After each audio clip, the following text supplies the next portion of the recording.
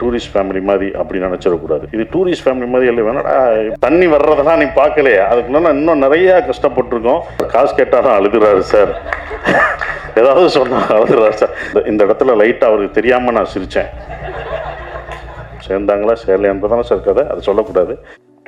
எல்லோருக்கும் வணக்கம். பத்திரிகை நண்பர்கள் அனைவருக்கும் என்னுடைய வணக்கம். வந்திருந்துக்க எல்லாருக்கும் வணக்கம். ரொம்ப நன்றி சார். ஆர்கே செல்வனி சாருக்கும், அம்மா கிரியேஷன் சிவா சாருக்கும் எங்கள் டீம் சார்பாக நன்றியை தெரிவிச்சுக்கிறேன். சிவா சார் ஒவ்வொரு தடவையும் நான் ஜெயிக்கணும்னு சொல்லிகிட்டு இருப்பார். ஸோ அவருக்கு என்னுடைய நன்றியை தெரிவிச்சுக்கிறேன். செல்வனி சார், உங்களை எங்களுக்கு ரொம்ப பிடிக்கும். ஒரு இன்டர்வியூ பார்த்துட்டு தான் உங்கள் படம் முதல் எங்களுக்கு ரொம்ப பிடிச்சது. உங்களை எப்போ பிடிச்சதுன்னா, உங்கள் இன்டர்வியூ ஒன்று பார்த்துட்டு உங்கள் வீட்டுக்கு நான் வந்தேன். உங்களுக்கு ஞாபகம் இருக்குமான்னு தெரில. உங்கள் வீட்டுக்கு வந்து உங்களை இது பண்ணேன். உங்கள் இன்டர்வியூவில் என்ன சொல்லியிருந்தீங்கன்னா, நீங்கள் ஃபஸ்ட்டு படம் எடுத்துகிட்டு சௌத்ரி சார் கூப்பிட்டு ஒரு செக்கு கொடுத்தாரு. ரெண்டாவது படம் எனக்கு பண்ணுங்க அப்படின்னு புலன் விசாரணைக்கு அப்புறம் பாத்ரூமில் போய் எவ்வளோ எடுப்பாங்கன்னு பார்த்தப்ப 5000 இருக்குன்னு நினச்சி பார்த்தீங்க. 5 லட்சம் அட்வான்ஸ் கொடுத்துருந்தாங்க. அதை வச்சுட்டு நான் வீட்டுக்கு போகலான்னு போகும்போது ராவுத்தர் சார் ஃபோன் பண்ணி, விஜயகாந்த் சார் ஆஃபீஸில் ஃபோன் பண்ணி, விஜயகாந்த் சார் படம் அடுத்து 100வது படம் அவருடைய படம், அதை நீங்கள் தான் எடுக்கணும் அப்படின்னு சொன்னோடனே மறு நிமிஷமே அவர் போய் அந்த செக்கை என்னை ஃபஸ்ட்டு கொடுத்த ப்ரொடியூசருக்கு தான் நான் அடுத்த படம் பண்ணுவேன் அப்படின்னு சொல்லி அந்த 5 லட்சத்தை அவங்களுக்கு கொடுத்துட்டு வந்ததை பார்க்கும்போது, இப்படி ஒரு மனிதர் இந்த காலத்துலையா அப்போ இருந்திருக்காங்க உங்களுக்கு அப்படின்னு சொல்லிட்டு நான் அவங்கள வந்து, சார் எனக்கு ஆச்சரியமாக இருக்குது, அப்படிலாம் பண்ணுவாங்களா சார் அப்படின்னு நான் ஆச்சரியத்தோடு கேட்டேன். ஜெயிச்சுட்டு அதே கம்பெனிக்கு பண்ணுவாங்களா சார், இது ரொம்ப சந்தோஷமாக இருக்குது சார் அப்படின்னு சொன்னேன். ஸோ அதில் எனக்கு அவரை ரொம்ப பிடிக்க ஆரம்பிச்சது. ஸோ அவர் இங்கே வந்ததுக்கு ரொம்ப நன்றி, எங்களை வாழ்த்துனதுக்கு ரொம்ப நன்றி சார். ஆர்ட் டைரக்டர், அங்கேருந்து வர்றேன் நான். ஆர்ட் டைரக்டர் ரொம்ப சிறப்பாக பண்ணியிருந்தார். நான் 3 படம் 2 படம் நாங்கள் பண்ணிட்டோம். அப்படியே லைவாக அந்த செட்டு எப்படி பார்த்தீங்களோ அது போட்டிருக்காரு.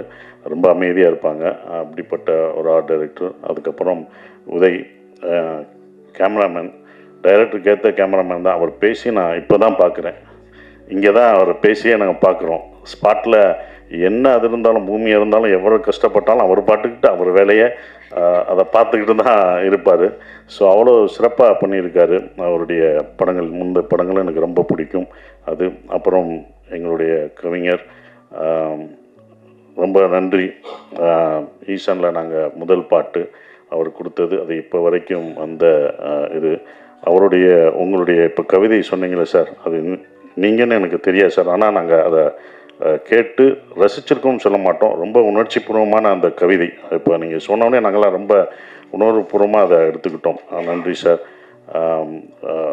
மியூசிக் நீங்கள் வாங்கி பார்த்துட்டு, அவர் தான் முதல் படம் பார்த்தாரு, நல்லா இருக்குன்னு சொன்னது அவர் தான். ஸோ அவருக்கு நன்றி. ஜிப்ரான், அவரோட நான் 4 படம், என் படம் நிறையா இருக்குது, அதெல்லாம் முடிச்சு கொடுங்க. எப்போ கொடுக்க போகிறீங்க?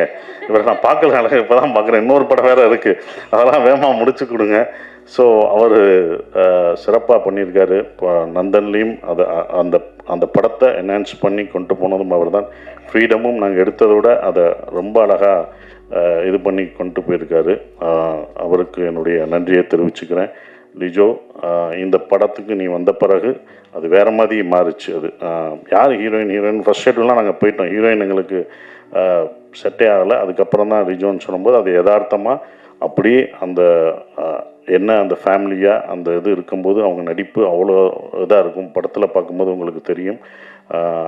அவங்க சேரணும் அப்படின்றது எல்லா ஆடியன்ஸுக்கும், அவங்க 2 பேரும் சேர்ந்துடணும் அப்படின்றது வரணும். அதுக்கு முக்கியம் ஒரு சார் சொன்ன மாதிரி ஒரு பிடிச்ச முகம், எல்லாரோடையும் பாவப்பட்ட ஒரு முகமாக இருக்கணும். அது கரெக்டாக ரிஜோவுக்கு செட் ஆச்சு. அது சேர்ந்துடணுன்றது உங்களுக்கு தேணும். சேர்ந்தாங்களா சேரலையான்றதானே சார் கதை, அது சொல்லக்கூடாது.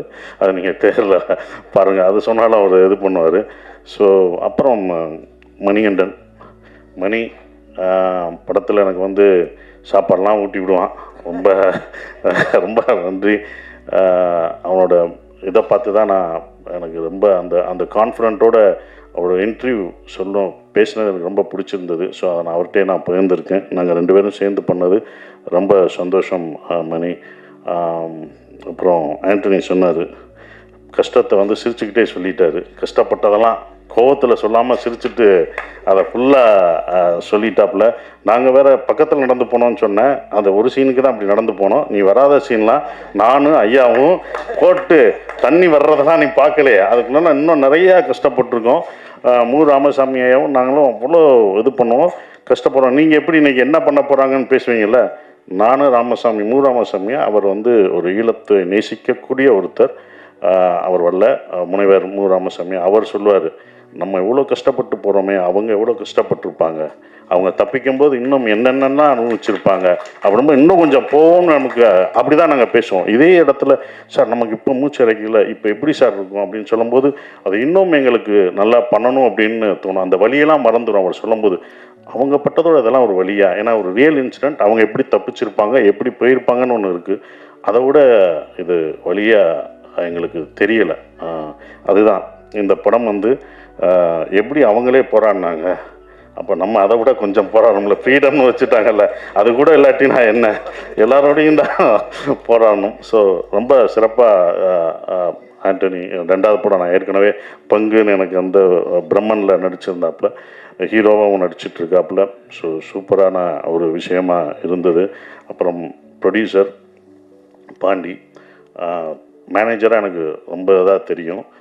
முதல் சிவா சார் தான் பாண்டி வச்சு ஒரு படம் ப்ரொடியூஸ் பண்ணுங்கன்னு சொல்லும்போது அவர்கிட்ட நான் சொல்லுது, வேணாம் பாண்டி, நீ ப்ரொடக்ஷன் மேனேஜராகவே இரு, நீ வாங்கி பழகியாச்சு, இனி ப்ரொடியூசர்னால் கொடுக்கணும், அதை ஞாபகம் வச்சுக்கோ, கொடுக்கணும் அதை ஞாபகம் வச்சுக்கோ அப்படின்னு நான் சொன்னேன். இல்லை சார் நான் பண்ணுவேன் சார், எனக்கு கான்ஃபிடென்ட் இருக்குது அப்படின்னு.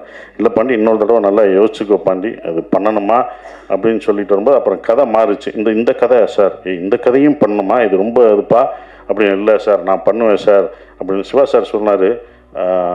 பாண்டி ஏதாவது சொன்னால் அழுதுருவார்னா தான் அவர்கிட்ட சொன்னேன். சார் காசு கேட்டாலும் அழுதுறாரு சார், ஏதாவது சொன்னால் அழுதுறாரு சார். சார் காசு ஆர்டிஸ்ட்டும் டெக்னீஷியனும் கேட்டாலும் அழுதுறாருல சார், எப்படி சார் இது பண்ண முடியும் அப்படிலாம் நான் அவர்கிட்ட சொல்லிட்டு இருந்தேன்.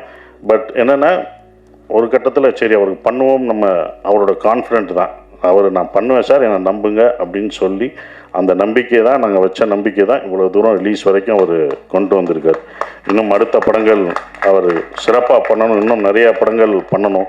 எல்லாமே இருக்குன்னா ஒரு படம் அப்படின்னும்போது எல்லாருக்கும் ஒரு மனஸ்தாபம் இருக்க தான் செய்யும், எல்லாருக்கும் அது இருக்க தான் செய்யும். ஒரு படமாக இருந்தால் ஒரு இயக்குனருக்குள்ள, ஒரு ப்ரொடியூசருக்குள்ள, ஆர்டிஸ்ட்டுக்குள்ள, டெக்னீஷியன்ஸ்குள்ள எல்லாமே ஒரு மனஸ்தாபங்கள் எங்கேயோ ஒரு இடத்துல இருக்கும். ஆனால் அது முடிஞ்சு அந்த நிறைவாக பார்க்கும்போது அதெல்லாம் பறந்து போயிடும், அந்த வெற்றி அதை மாற்றிடும். எப்போதுமே அது இருக்கும், எந்த படமாக இருந்தாலும் அது இருக்க தான் இருக்கும். சின்ன சின்ன விஷயங்கள்லாம் இருக்க செய்யும். அதெல்லாம் கடந்து இந்த படம் வெற்றி வந்து அதை மறக்கடிக்கணும்னு நான் நினைக்கிறேன். ஃப்ரீடம் படத்தை பற்றி சொல்லணும்னா டூரிஸ்ட் ஃபேமிலி மாதிரி அப்படி நினச்சிடக்கூடாது. அதை நம்ம தெளிவுபடுத்திடணும். என்னடா காமெடி படம்னு சொன்னாங்க ஏன்னா ஆடியன்ஸுக்கு நம்ம தெளிவுபடுத்தணும் ஃபஸ்ட்டு. இது என்ன மாதிரி படம் எப்படி அப்படின்றது. ஏன்னா இது டூரிஸ்ட் ஃபேமிலி மாதிரி உங்களுக்கு வந்து காமெடியோ ஒரு காமெடி ஒரு எல்லாமே இருக்கக்கூடிய படமாக அது இருக்காது. இது வந்து ஜெயிலில் கஷ்டங்களை சொல்ல போகிற ஒரு படமாக தான் இருக்கும். அது தயார்படுத்தணும் ஆடியன்ஸுக்கு. நம்ம ஆடியன்ஸுக்கு வந்து என்ன சொல்லணும்னா என்ன ஜானர்னே சொல்ல மாட்டேங்கிறோம். வந்து பாருங்கன்னு சொல்லிட்டு அவர் வேறு மாதிரி நினச்சி டூரிஸ்ட் ஃபேமிலி மாதிரி வச்சுட்டு இது டூரிஸ்ட் ஃபேமிலி மாதிரி இல்லை வேணாடா இப்படி பண்ணி அப்படின்னு அவங்க சொல்லுவாங்க. அவங்க பக்கம் நியாயம், அது நம்ம தப்பு தான். ஏன்னா நம்ம என்ன படம் பண்ணுறோம், இது என்ன ஜானர் ஆஃப் மூவி எல்லாம் அவங்களுக்கு தெளிவுபடுத்திடணும். தெளிவுபடுத்தும் போது அவங்க பார்க்க வரும்போது அதை இது பண்ணுவாங்க. ஏன்னா இது வந்து ஜெயில் சார் சொன்ன மாதிரி ஜெயில் படங்கள், எஸ்கேப் டு விக்ட்ரி இந்த மாதிரிலாம் நம்ம இங்கிலீஷில் பார்த்துருப்போம், நிறையா படங்கள் பார்த்துருப்போம். ஆனால் அது உண்மை கதையை தான் அவங்களும் எடுத்திருப்பாங்க. கிரேட் எஸ்கேப் இதெல்லாம் வந்து உண்மை சம்பவத்தை தழுவி எடுத்திருப்பாங்க. இந்த படமும் உண்மை சம்பவத்தை தழுவி தான் எடுத்திருக்கோம். ஜெயிலுக்குள்ளே இருக்கும்போது காமெடி பண்ண முடியாது, டான்ஸ் ஆட முடியாது, அடிச்சிருவாங்க. சும்மா இது பண்ணுறதுக்கே அடி வெளுக்கிறாங்க. அப்புறம் எப்படி ஜெயிலில் இருக்கும்போது கொடுக்க மாட்டாங்க. ஸோ அப்படி இது 1991 நடந்த ஒரு கதை. 95 வரைக்கும் இருக்குது. 95 ஜெயிலில் பிரேக் பண்ணி தப்பிக்கிறவங்களை பற்றி 1000 அகதிகளை சந்தேக கேஸில் உள்ளே பிடிச்சிட்டு போய் அவங்க எப்படி குடும்பத்தை இழந்து அவங்க ஃபேமிலியை சேர்ந்தாங்களா இல்லையா அப்படின்ற ஒரு விஷயத்தை சொல்லப்போகிற ஒரு படமாக தான் இந்த ஃப்ரீடம் இருக்கும். அவங்களுக்கு எப்படி அந்த விடுதலை வெளியில் கிடச்சதுன்றது நமக்கு அந்த இன்சிடெண்ட் தெரியாது. அப்போ நடந்தபோது 1995 இப்படி ஒரு விஷயம் நடந்திருக்கு, இப்படி ஒரு ஜெயில் பிரேக் வேலூரில் இப்படி சிறையில் இருந்து தப்பிக்க ட்ரை பண்ணியிருக்காங்கன்ற ஒரு விஷயத்தை வந்து நமக்கு தெரியாத ஒன்று. அது வந்து ஏன்னா அப்போ இவ்வளோ மீடியா இல்லை, ஒரு பேப்பர் செய்திகளாக தான் அது இருக்குது, பேப்பர் செய்திகளாக இருக்குது. அது இதாக இந்த படத்தில் நாங்கள் சொல்லியிருக்கோம். அந்த வலிகளையும் வேதனையும் இந்த படங்கள் அப்படியே சொல்லும், யதார்த்தமாக சொல்லும். படம் பண்ணும்போது இப்படி ஒரு படத்தை பாண்டி எடுத்ததுக்கு நன்றியை தெரிவிச்சுக்கிறேன். ஏன்னா ப்ரொடியூசர் தான் இதுக்கு அக்செப்ட் பண்ண. நான் திருப்பி திருப்பி கேட்டேன், ஏன்னா இப்படி ஒரு படம் நான் சந்தோஷமாக இருக்கேன் சார். இப்போ கூட படம் பார்த்துட்டு நல்லா இருக்குன்னு சொல்லியிருக்காரு. அதுக்கு ரொம்ப நன்றி. ஏன்னா ப்ரொடியூசருக்கு தான் அது பிடிக்கணும். அப்புறம் டைரக்டர், நான் ஏற்கனவே ஒரு படம் பண்ணிவிட்டேன், அவரோட ஒர்க் எனக்கு ரொம்ப பிடிக்கும். தோல்வியெல்லாம் கிடையாது, தோல்வியோ வெற்றியோ கிடையாது. நான் மேக்ஸிமம் பண்ணேன்னா புதுமுக இயக்குநர்கள் தான் பண்ணியிருக்கேன். மேக்ஸிமம் இல்லை, எல்லா தடையும் அதிகமாக நான் பண்ணது 11-12 புதுமுக இயக்குநர்கள் படத்தில் நடிச்சிருக்கேன், ப்ரொடியூஸ் பண்ணியிருக்கேன். அதுக்கப்புறம் தோல்வி இயக்குநர்களுக்கு தான் நான் பண்ணியிருக்கேன். வெற்றி அடைஞ்ச இயக்குனர் ஒன்று தான், அது நாடோடிகள் முடிஞ்சு போராளி சமுத்திரகனிக்கு மட்டும்தான் பண்ணியிருக்கேன். அதுக்கப்புறம் நான் பண்ணதே இல்லை. அது நமக்கு சில விஷயங்கள் இப்படி தான் பண்ணணும்னு வரும், நம்மளை தேடி அப்படி தான் வரும். அந்த மாதிரி தான் இருந்தது. ஏன்னா வெற்றி தோல்வியெல்லாம் பார்க்கக்கூடாது, அடுத்த அந்த ஸ்கிரிப்ட் என்னவா இருக்குது எப்படி இருக்குன்னு தான் பார்க்கணும். அப்படி தான் இந்த படத்தை நான் பார்த்தேன். சிவா சார் கொஞ்சம் சீரியஸாக தான் இருப்பார், ஏன்னா அவ்வளோ ஸ்ட்ரெஸ்ஸு அதனால தான் இருக்கும், சிரிக்க மாட்டார். படத்துலேயும் எங்களை சிரிக்கவே விடலை. இந்த இடத்துல லைட்டாக அவருக்கு தெரியாமல் நான் சிரித்தேன். அது சார் என்ன ஃபோட்டோவுக்கு சிரிக்கிறீங்க அப்படின்னா, சார் ஃபோட்டோவுக்குன்னா நாளைக்கு அவருக்கு ப்ரொடியூசருக்கு தேவைப்படுமே அப்படின்னு நினச்சி உங்களுக்காக தான் நான் அதெல்லாம் விட்டு வச்சுருக்கேன். நீங்கள் போடுறீங்களா சிரித்து போஸ்டர்லாம், அது உங்களை நினச்சி ப்ரொடியூசரை நினச்சி நான் பண்ணது. அன்றைக்கி போஸ்ட்டு கேட்பீங்க, எங்கே சார் மொதல் நாள் போஸ்ட்டு போடுறோம் சிரித்த மாதிரியே இல்லை, அதே மாதிரி வந்தார். அந்த ஒரு ஃபோட்டோவில் அங்கிட்டு சிரிச்சிருப்பேன், அதை எடுங்க, அங்கே நிறையா சிரித்து வச்சுருப்பேன் அப்படின்ட்டு தான் இருப்போம். ஃபோட்டோவுக்கு சிரிப்பேன், சார் நீங்கள் சிரிக்கக்கூடாது, சிரிக்காமல் எடுங்க எடுங்கன்னு. அப்படி திரும்பும்போது அப்படி சிரிச்சிருவேன். எடுத்துகிட்டு இதுதான் பப்ளிசிட்டிக்கு யூஸ் ஆகும், வச்சுக்கூடா, சிரித்த மாதிரி போடும்போது போட்டோம்டா அப்படின்னு தான் இருப்பான். அதே மாதிரி தான் லிஜோ சிரித்த மாதிரி ஒன்று இருந்தது. அப்போ லிஜோட்ட கேட்டேன், நீங்கள் டைரக்டருக்கு தெரியாமல் தான் இந்த சிரிச்சா அப்படின்னு. ஆமாம் சார் அப்படின்னுச்சு. ஸோ அப்படி தான் அது நடந்தது. ஸோ அவரோட அந்த கன்சீவ் பண்ண ஒரு விஷயம் இப்படி தான் இருக்கணும், இப்படி தான் வேதனைகள் இருக்கும், இப்படி தான் இருக்குன்றது அழகாக அந்த சிறைச்சாலையில் எப்படி இருந்து எப்படி இது பண்ணாங்களோ அது நிஜமாகவே நாங்கள் ஒவ்வொரு அடியும் நிஜமாகவே விழுந்தது. கையெல்லாம் உடஞ்சது, ஒருத்தன் அடிக்க தெரியாமல் அடித்து என் கையெல்லாம் உடைச்சாங்க. அதெல்லாம் கத்துறேன், ஐயோன்னு கத்துறேன். சூப்பராக நடிக்கிறாரு, சூப்பராக நடிக்கிறார், ஐயோ போட்டான் அதே கையில். நான் சொன்னேன், இந்த கை எனக்கு ஏற்கனவே அடிபட்டிருக்கு, நான் இதாக இருக்குது, இங்கே அடிக்காத, எங்கே வேணால் அப்படின்னு தலையில தொங்க விட்டாங்க. அடிக்கும்போதே நான் கத்துறேன், ஆன்னு கத்துறேன். யாரும் ஒருத்தரும் வரவே இல்லை. என்ன சார் பயங்கரமாக அடிக்கிற, தந்துரமாக நினைக்கிறேன், கட்டுனேன் டே அப்படின்ட்டு நிஜமாக விழுந்துச்சுனுமா. அப்புறம் தான் எல்லாம் இது பண்ணாங்க. ஏன்னா ஃபைட்டர் அடிக்கும்போது கரெக்டாக அடித்தார், அவர் நடித்த ஒருத்தர், அவர் தவறாக இது பண்ணார். ஸோ அதெல்லாம் மீறி தான் வந்திருக்கோம் நாங்கள். அது சிறப்பாக இருக்கிறது. ரொம்ப நன்றி. இந்த படத்தை நாங்கள் ரொம்ப சொல்லக்கூடாது, இது இப்படி இருக்கும் அப்படின்னு. நீங்கள் படம் பார்த்துட்டு நீங்கள் அதை விமர்சனம் பண்ணி எப்படி வந்திருக்குன்ற ஒரு விஷயத்தை சொல்லுங்கள். ஏன்னா ட்ரூ ஈவெண்ட்ஸ் அப்படி தான் இருக்கும், அப்படி தான் பண்ண முடியும் அப்படின்ற ஒரு விஷயம் இருக்கும். அதனால தான் அதை சிரிக்கக்கூடாதுலாம் சொன்னார். அப்புறம் இதில் நான் மறுபடியும் ஸ்ரீலங்கன் பாஷை பேசியிருக்கேன். என்ன அடுத்தடுத்து பண்ணுறீங்க, என்ன அடுத்தடுத்து ஈழத்தமிழில் பேசுகிறீங்க அப்படின்லாம் கேட்டாங்க. அதுவும் தமிழ் தானே, அது என்னோடய தமிழ் தானே, அதை நான் பேசுகிறதுல என்ன. 4 படம் 5 படம் வந்தாலும் அதே இதில் தான். நான் 10 படம் பண்ணாலும் அது பண்ணுவேன், அது தமிழ் படம் தானே, தமிழ் தான் நான் பேசுகிறேன் அப்படின்ற ஒரு விஷயம். அந்த தமிழ் இதுதான் முன்னாடி பண்ணோம், டூரிஸ்ட் ஃபேமிலிக்கு முன்னாடி பண்ண படம் தான் ஃப்ரீடம். அது பல தாமதங்களாகி அது வெற்றிகரமாக இவ்வளோ தூரம் கொண்டு வந்திருக்கதே ஒரு வெற்றி தான், தேட்டருக்கு கொண்டு வந்தது. அது எனக்கு ஸ்ரீலங்கன் பாஷை இங்கே பேசினது தான் நான் டூரிஸ்ட் ஃபேமிலிக்கு நிறைய யூஸ்ஃபுல்லாச்சு. அந்த அம்மா தான் நான் நிறையா பேட்டியில் சொன்னேன், என்றைக்கும் கற்றுக் கொடுத்த ஆசிரியரை மறக்கக்கூடாது, அந்த அம்மாவை நான் என்றைக்கும் மறக்க மாட்டேன். எனக்கு ஸ்ரீலங்கா அவங்க தான், எந்திரிங்கம்மா, அவங்க தான் எனக்கு. நான் எல்லா இன்டர்வியூலையும் சொல்லுவேன் மகேஸ்வரி அம்மாவை, அம்மா அவங்க தான் எனக்கு ஸ்ரீலங்கன் பாஷை நல்லா படுத்தி எடுத்துட்டேன். அது வேறு சில விஷயம் அவங்ககிட்ட கேட்பேன், இது கரெக்டாங்களோ அப்படின்லாம் கேட்பேன் நான்.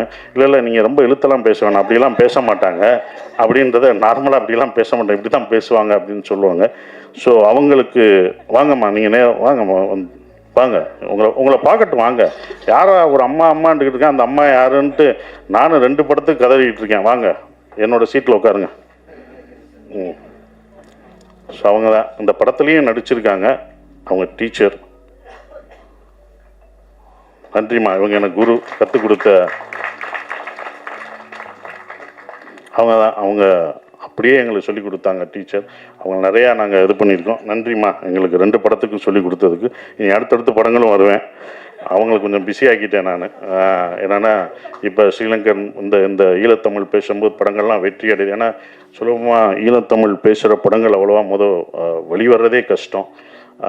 அதுவும் வெற்றி அடைகிறது ரொம்ப கஷ்டம். அதை பார்ப்பாங்களா அப்படின்ற ஒரு டவுட்லாம் இருந்தது. இந்த படங்கள் யாரும் பார்க்க மாட்டாங்கன்றது. ஆனால் உலகத்தமிழர்கள் எல்லாமே அதை பார்ப்பாங்கன்ற நம்பிக்கை இருந்தது.